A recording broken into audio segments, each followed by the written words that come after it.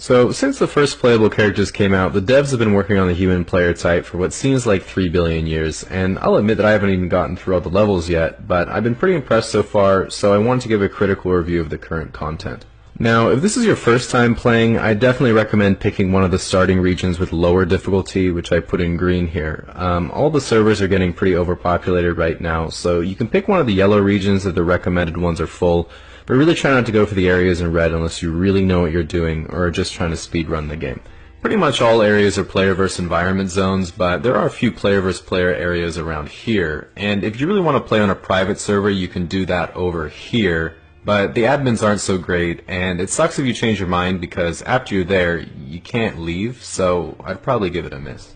Okay, at the start you have to choose a race, and in the past Caucasian male was definitely the most OP, but they've all become a lot more balanced in more recent patches, at least in the easier starting regions. But if you look at the race perks tab, still some nice privileges with this choice, so that's what I went with. Okay, so once you've chosen your starting region and race, you have to go through a 9-month loading screen while your character spawns, and that already sounds bad, but what's even worse is that once you've actually spawned, you have to go through 18 levels of tutorial, the first few of which are just interactive cutscenes.